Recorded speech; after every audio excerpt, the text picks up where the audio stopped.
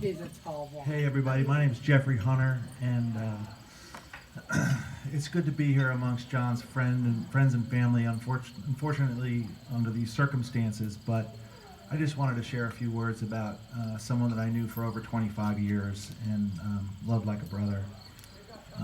John and I met in the basement of a dank club in Lower Manhattan in Soho, a place called Wetlands in the early 1990s. Yep, wetland.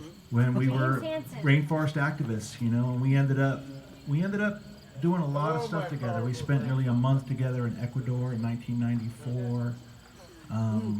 You know, that was an outlet for me, working for the phone company at the time. And John and I bonded and shared a lot of common experiences, whether it was demonstrations in front of the New York Times in Manhattan, or getting arrested for civil disobedience in front of Shell headquarters in New York City because we were living our passion. And there were people in this room here who were with us on that day. You know, he encouraged me to leave the corporate world and go on to do conservation full time, which is what I do now. And that's in large part because of John. John was close in my circle, and you know, he was like a meteor. Really, when I was coming up here to New Hampshire after I heard the news, I was coming to my sister's house in Londonderry, and this meteor shot through the sky, and I thought of John immediately because he was such a bright light and so exciting to be with, and I'll miss him greatly.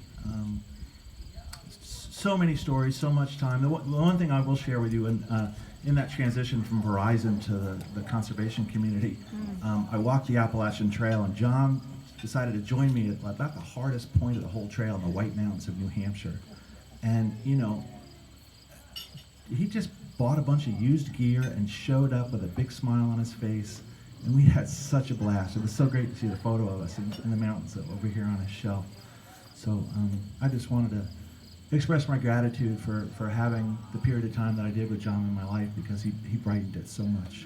And I'm so grateful to see his children here, who he was so proud of. Forrest, Rowan, Benson.